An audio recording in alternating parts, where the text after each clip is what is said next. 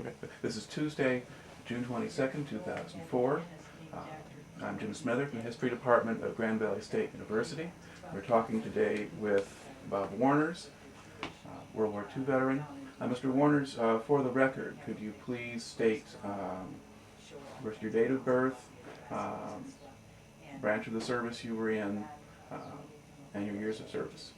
Okay, September 15th, I was born 1919, and my name is Cornelius Warners, Bob for short. I graduated from Davis Tech in '39 and went to work at Erdman's Printing Company, which at that time was called Standard Press on Jefferson Avenue in Grand Rapids. I then got drafted and I went from Grand Rapids to Battle Creek, and from there by train to Louisiana. Camp Polk, Louisiana was just a new place, and we came in to this arid country on trains. And Well, we'll get to that. We'll follow the story more carefully in a moment. But just sort of tell us, what branch of the service you were in, what your rank was. Okay, I got in the 3rd Armored Division, and I got in the service company and Combat Command B, 33rd Armored Regiment. And what was your rank? And my rank was T5. And what does that mean? Well, technician 5th grade. And it's like a non-working corporal. Okay. You don't have the authority of a corporal. Okay. And what were the dates of your service? When did you enter and when did you leave? Oh, let's see, I got my records up.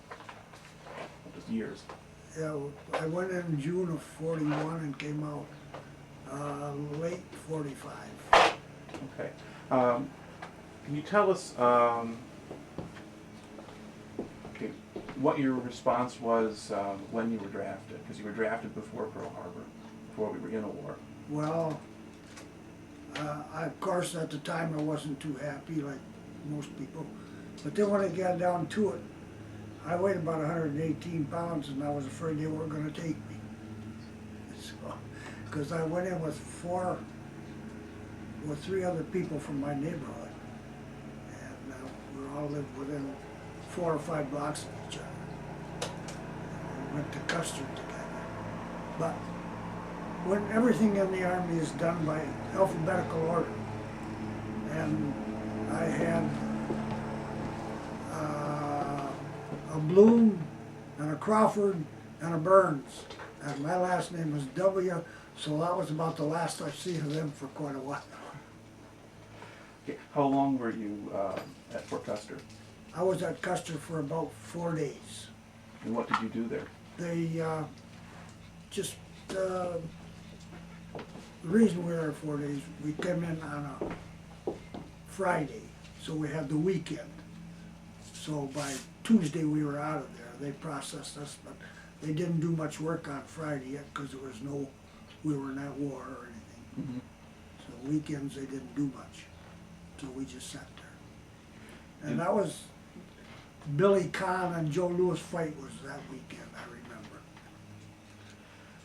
Okay. Did they tell you then what unit you were going to join, or what branch, or what part of the service you were going to be in? Or They gave us no information, the fact that we were going to Louisiana. okay.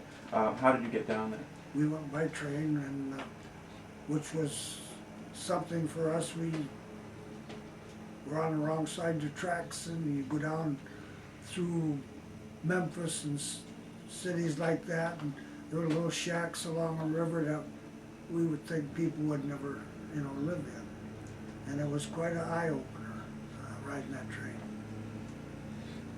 Okay. Then describe Camp Polk. What was that like? We got down there and we all got off the train in formation, and then they started breaking us up. Like, seeing I was a printer, some guy needs some signs made, So I went service company to make signs, which I'd never done. And then we went to the various, it's a big camp, and we went our various ways to with the other people that were picked to go to those companies. And that's where I met my next batch of friends, was at the railroad yards there. And they hauled us in with the 2.5-ton trucks to the place where we were to live. What kind of basic training did you get? We traveled supplying tanks, and we lived right out in maneuvers. We had our pup tents and 2 to a tent. So it was the land of chiggers down there. Us northerners all found a lot of things that we didn't know about. If it rained in the morning, you'd have dust in the afternoon. It was miserable.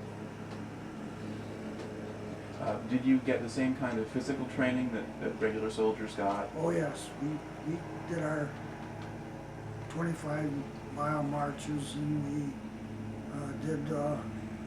fell out every morning for exercises, and our company would run a couple miles every morning before breakfast, and then of course, excuse me, we all had various jobs to take care of. Service company, I handed out a lot of clothes before I got into combat. We handled, of course, the clothes for the whole combat command. We were the company itself didn't have a service unit. They'd come to us to get clothing and equipment, and we would give it to them. And for a while, when I first got in, I drove for Commander Strong. He was a colonel, and he ran the 3rd Armored Division. And I drove for him for a while. And when we moved from Louisiana to the Mojave Desert, he lost his car, so I didn't do any more driving there. But in the desert, I got my 37 millimeter, and I used it a few times out there, but it was like a pea shooter. It didn't do much good to any war effort. Just dragged it around. How many men were in the crew? 2. So it was just a 2-man crew? Yeah. And how did you take the gun around? With a 1/2-ton trucker behind a 2.5. Just small, on wheels, and it wasn't very heavy.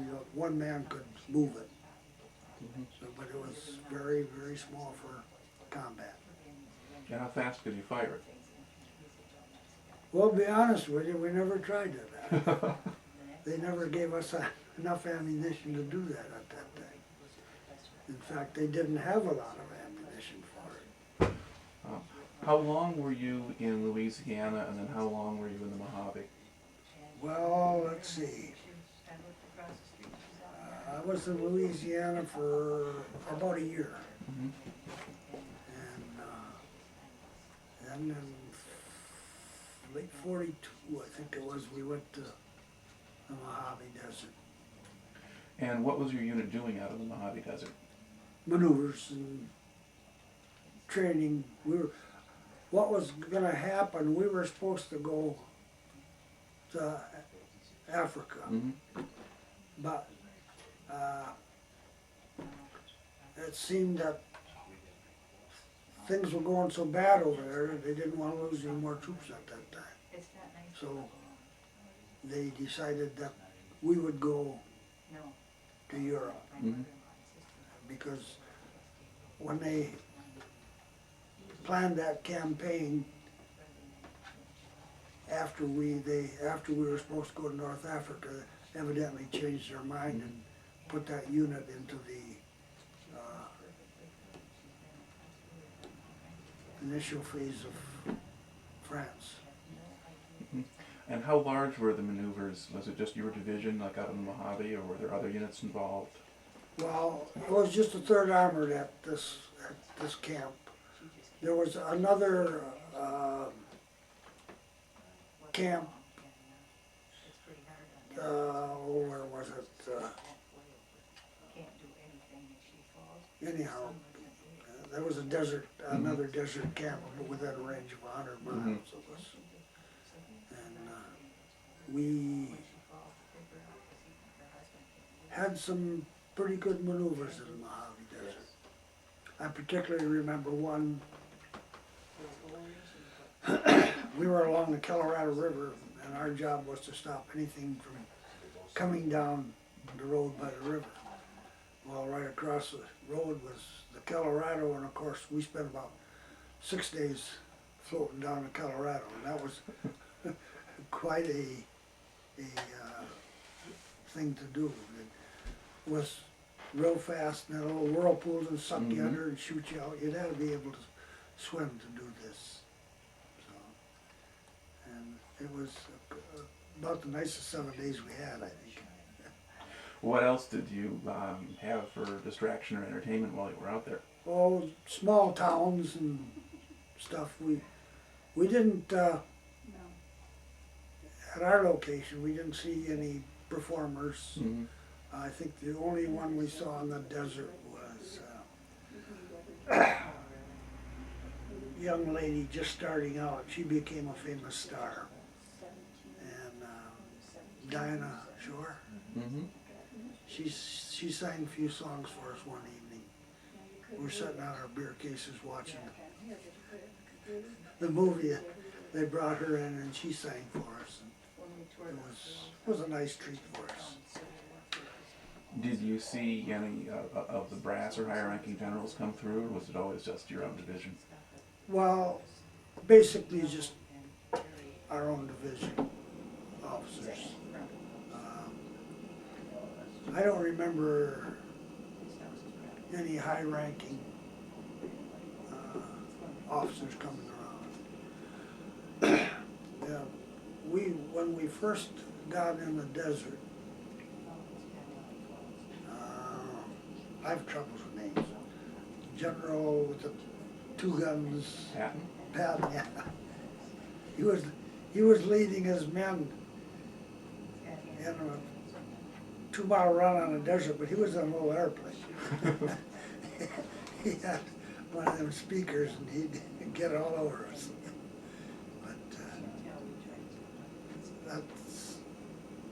But that was the only time. That was the closest I ever got to Patton, was we flying overhead, you know, this little Piper Cub. So I really didn't get to see him at all. Okay, and how long did you stay out in the desert? We were there about close to 6 months, I believe. I got in this book here, but I don't recall exactly.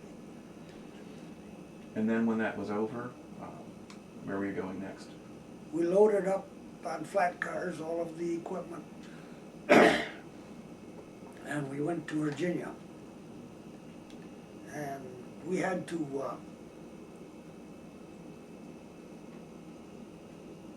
we were the last cars before the flat cars. We had to go out there and do guard duty on them. And I come running through Texas, and I saw these ducks on the pond, and I had this 45 Thompson. And so I let a few bursts go, and I thought the bottom of the pond went out. There were so many ducks that I didn't see. And of course somebody come around and asked them questions, but I didn't know anything about it. But I had to try it. It was one of the few humorous things in my short career, long career, whatever you call it. How long did it take to get across the country on those cars? About 10 days, I think, if I remember correctly. We went through, touched the edge of Florida and up to West Virginia and into Virginia. And we were supposed to leave the country. That was supposed to be our jumping off place. But evidently the Germans had the coast bottled up with their submarines. So from there we went to Pennsylvania. I'm telling you, my mind is going. We went to this camp near Hershey, Pennsylvania. And we were there for till 43. We went over season 43 to England. So, And where were you in England? Or what area? Warminster, England. That was our base. The division was spread in various towns around Warminster. And this was near Bath. Mm-hmm. And that was, you know, something that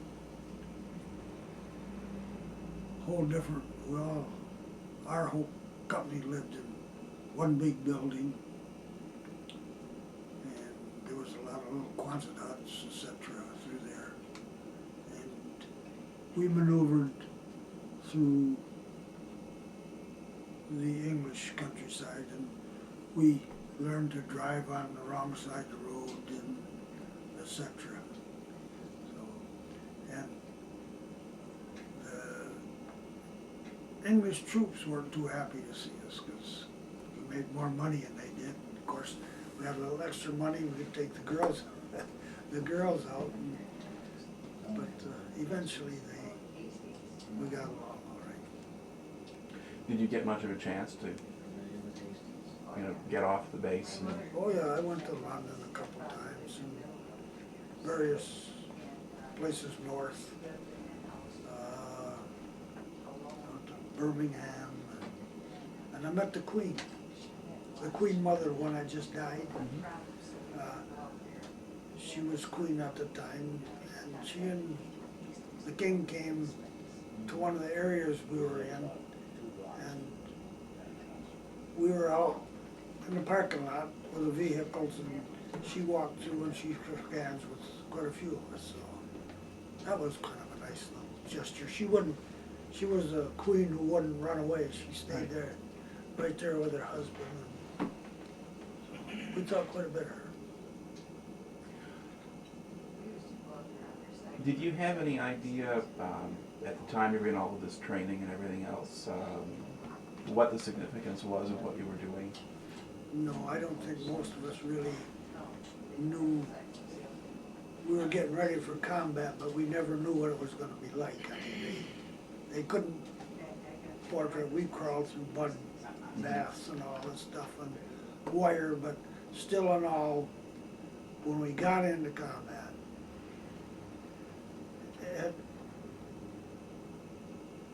they were trying to kill us, and the whole thing took a different turn. I think 90% of the GIs thought, man, I wish I'd have paid more attention instead of just going to town at night.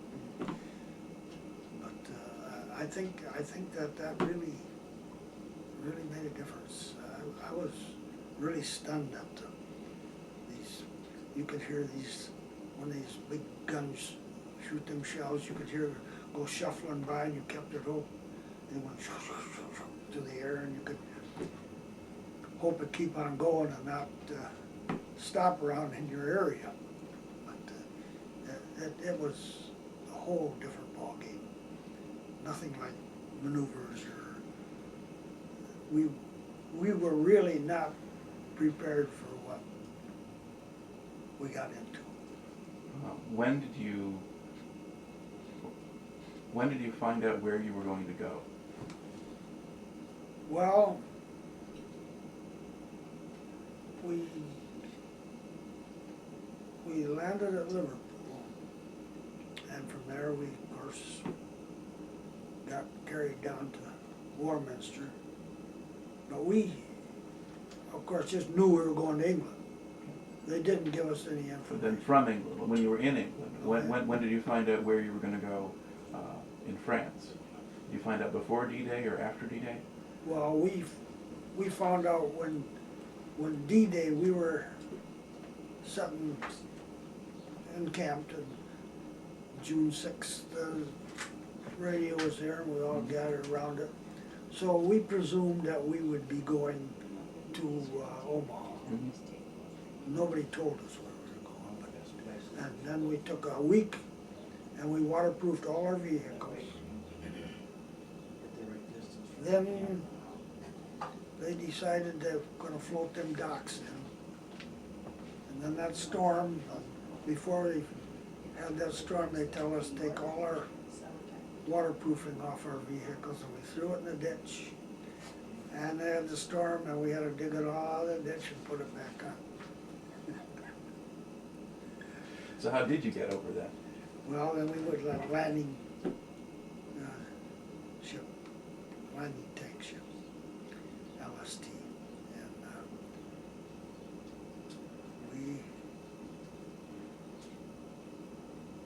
those some walked and some rode, and we unloaded wet. What was the trip like across the channel? It was quiet. We didn't have a storm. It was nice. The channel was quite considered quite flat at the time we went, so we didn't get seasick or anything. I mean, I imagine some guys did, but not the majority of the guys that was in our outfit. We, of course, were all eyes when we come to the beach, but the beach had pretty well been cleaned up by the time we got there. And the troops were inland far enough so that they could use tanks. That was what held us back a little bit. They had to get in far enough before we could maneuver the tanks. Now, how long did it take after you landed for your unit to get into action? Well, we went right into action. We, our first bivouac, foxholes and the whole bit, and we got in late in the afternoon. And time was dark, everybody had their foxholes and stuff dug, which, of course, in maneuvers we didn't, hardly anybody dug foxholes. And so that was something else we had to learn how to do quick. At this point, what was your routine in those first few weeks when you're kind of in the combat zone and still in the Normandy area? What were you doing day to day? We basically, service company didn't have much to do right away because all the people had all the clothes they could use and the equipment they needed. And until they started wearing their stuff out or equipment got bad, well, we didn't have a lot to do in the first few weeks. But then we started getting the equipment back, and people needed clothing and food. Our outfit had the trucks loaded with gas cans, 5-gallon gas cans. We kept loading and unloading those. We helped anybody who needed help as far as our company went on. Truck driver needed some help, a couple guys would jump on the truck and help him, but it was basically a team thing, you know. Everybody was working to get it over with so we could go home. How close were you to the front line when you were doing this? But it all depends. You never knew where it was very fluid. You never knew exactly where the front line was. Like I say, we traveled with the tanks. On that night, they would, like a wagon train, be on the outside, and they'd have all the units inside the wagon train, and those rows of bushes and stuff that they use for fences there were sometimes 8 foot deep, about that high, and finally somebody decided, well, I'll put like a scissors on the front tanks, and they used those to cut holes in. But then when they cut holes in, then the German anti-tank guns would zero in on those. And you didn't really want to use them, but you had no choice. What kind of impression did you have of how the fighting was going in those first few weeks? How much Well, did you know? first 2 weeks was pretty slow, and I was there when they had this 3,000 plane bombing when General McNair got killed, and at that point we had to use the fields because they tore up the roads pretty bad with the bombs. But that was quite a sight, very impressive. And we figured if we had that much power, why, eventually it would swing our way. And of course, guys like came in on planes and stuff and jumped. They had it a little rougher than we did because we were a unit and they were basically alone, you know, and they made it tough for them. But they did pretty good. They had a lot of advanced stuff tied down before we could get there. And one day we went 100 miles. Our tanks went 100 miles, which is, I think, about considered the longest tank battle in history.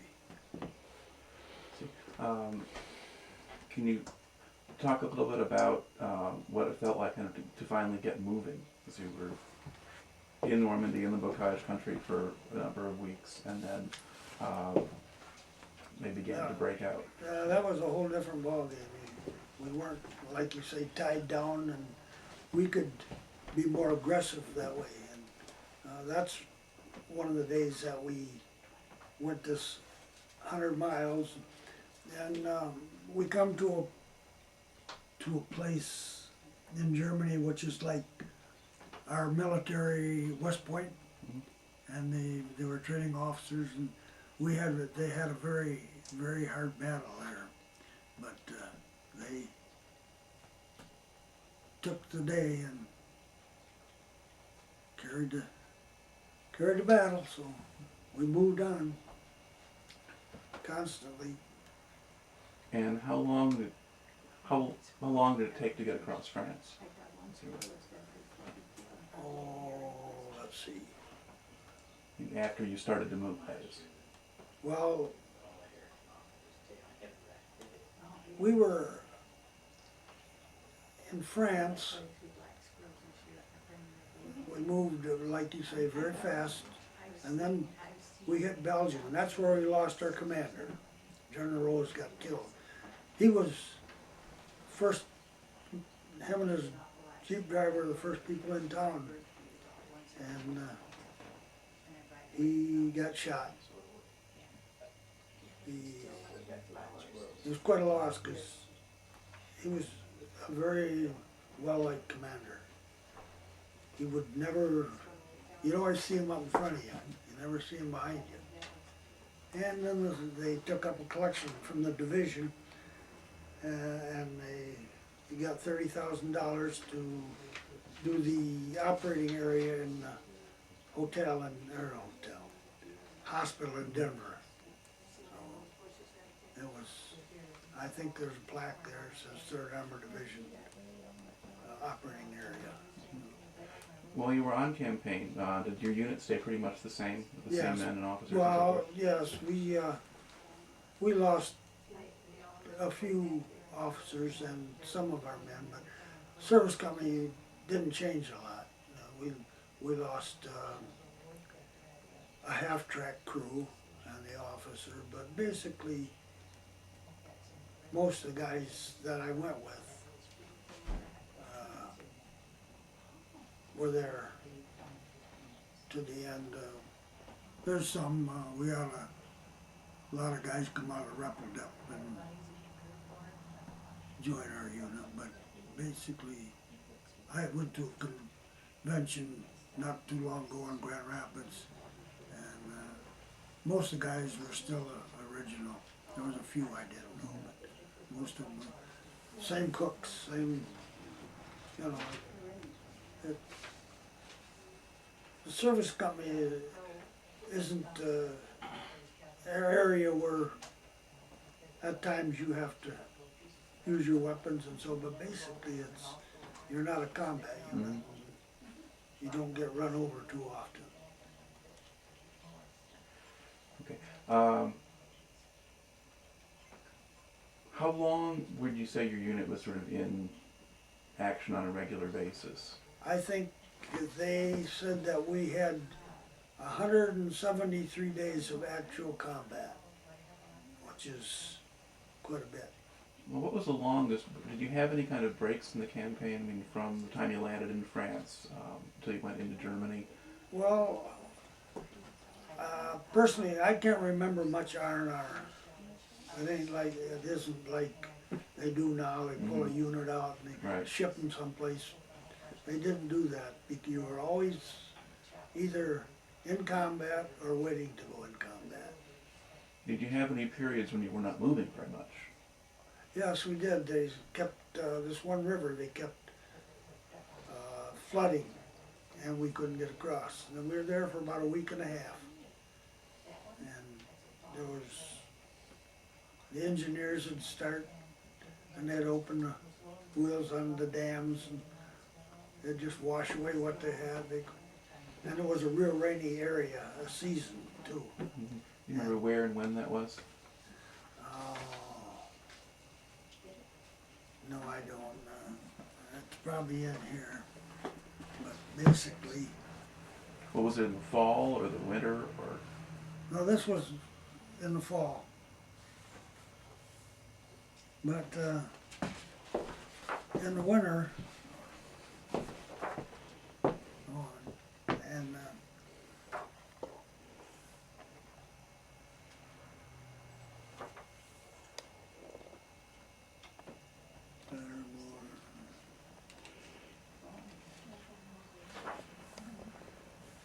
trying to think of the name of that area where we were when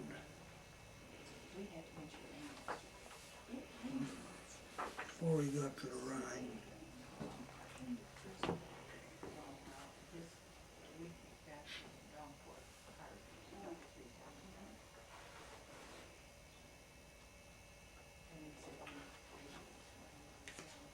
You don't really need to worry about that too much here. I mean, it was, I just, was kind of, yeah, I don't remember that was the name in the of it. fall.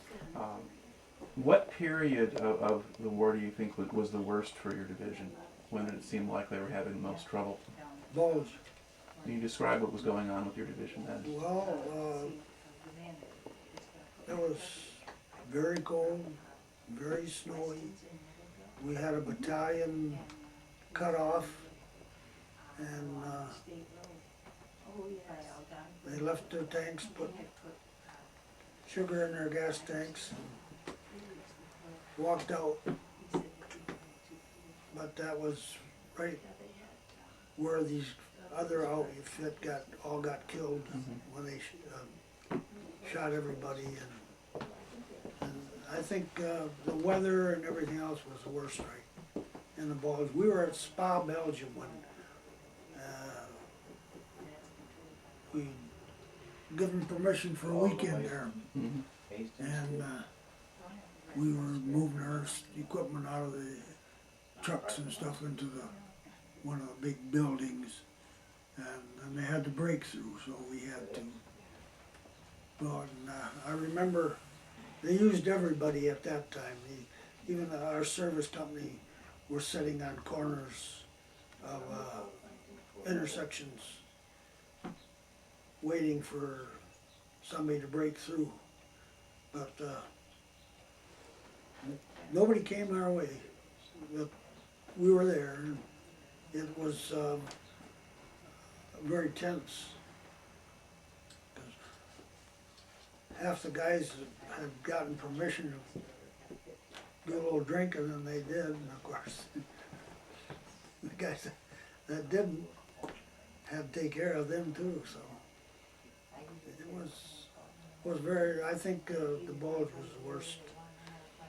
We, well, the name of that one town was Paderborn, where the west point of Germany was, or whatever it is, so. That was the end of that 100 miles, that was a bad time too. So. Okay. How long was your unit in combat on the Bulge? I mean, how many days were you out there in the cold? Well, we were there, I'd say about, basically about 10 days. We weren't always sitting on the corners, but we were in the area. Pull back, somebody else would relieve us for maybe 6 hours, 8 hours, and then we'd go back out. But we were there, a little better than a week. How much did you know about what was going on at that point? Well, at that point, we knew that if they broke through, it would be quite disastrous. And the trees along the highways were all had bombs tied to them, or dynamite or something like this too. And they were all cut a little bit so they'd fall across the road. So it was very critical, and we were aware of that.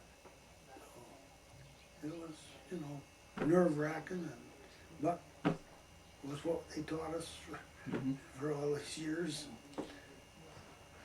What was morale like in your division? I mean, the men, if you probably saw them in different units.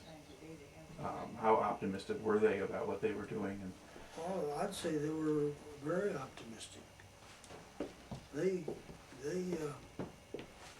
were all looking forward to a quick end, and they were all basically ready to go. So we were absolutely ready. and then even as they were losing the tanks and then the war was dragging on longer, how did the unit do? Well, we hadn't figured it would end that quick, as it did. See, so we figured we'd be in for a while yet. And then that's when it really started going. Then the guys started getting ready to go home, and they were ready to move wherever they wanted us to go. What were the last months of the war like for your unit? I mean, after the Bulge, and describe what your unit did after that. Well, our unit was ready to meet the Russians at the Elbe, and then they pulled us back. They were to let the Russians take over the final phase of the war, Berlin itself. So after we hit the Elbe River, we just pulled back and sat. What did you think of Germany once you got into it? What kind of impressions did you have either of the people or what the place looked like? Well, of course, the little villages had no safeguards against anything. They had the horses and the cows right on the main street behind their houses, and all this stuff ran down the gutters of these streets, and it was kind of like a dirty area. We couldn't live like that. The government wouldn't let us. But really, no, Germany had some nice towns, but the time we got to them, most of them were, the ones we saw were wrecked. I never did get to Berlin. How did the people seem to you? What kind of impression did you have of the people themselves that you saw? They were tired. They were, I think the German people had war long enough. I think they were, some of them were almost thankful it was over. Did you have much interaction with them either at the very end of the war or right after it before you shipped out? No, we would, some of these towns we'd go through, get up early in the morning and we'd raid all the houses for ammunition and weapons and stuff like that. And I was going through one house and I found a pack of cards, postcards. It showed all the bones of the Jewish people, and I took them. And a few years ago, my dentist over here was Jewish, and I was telling him about them pictures, and he asked if he could have them. And they're in the museum in Detroit, the Jewish museum. But that showed the people going in, and it showed the piles of bones and clothing, and that was taken. And these were souvenirs that this person had, or just his own pictures? Yeah, German thought that was pretty good. They were getting rid of the Jewish people. They were brainwashed, evidently, far enough that nothing mattered to them as long as they were dead. And then, of course, we saw all these, after the war, they all wore suits or like pajamas with stripes on them, and they didn't know where to go. I mean, we saw a lot of them just wandering around. If a German horse team fell, people would be right out there with their knives and butchering them. So, I don't know, I wasn't impressed with the Germans. Okay, and then describe sort of how you found out about the end of the war in Germany and then what happened to you after it ended. Well, we had quite a celebration when we found out the war was over. Then we had got broken up according to how many points we had. And I went to, I think it was Camp Old Gold or something like that on the Seine River. And I stayed there for maybe a month before I got evacuated. And I drove jeeps and did errands for the officers. Got caught. One of them had his girlfriend taken for a VD check.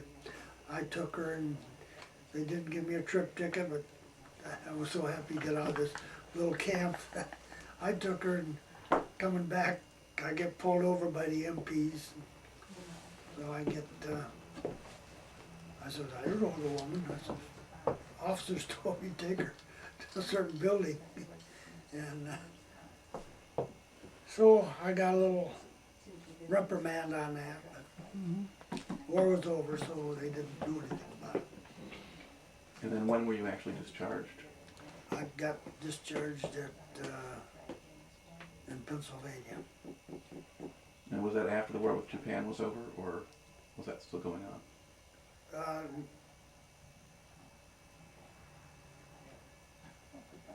No, I think I got out before the J Day. So, but you know, this is so long ago. I don't remember half this stuff anymore. And a lot of stuff, most of the bad stuff I forgot. It's stuff will come back to me eventually, but it's still hard to think of some of that stuff. It was 60 years ago. And you've taken us through your war here pretty well. I think that kind of wraps up the interview part of things. Okay, Thank you. And then we have a little bit of paperwork here.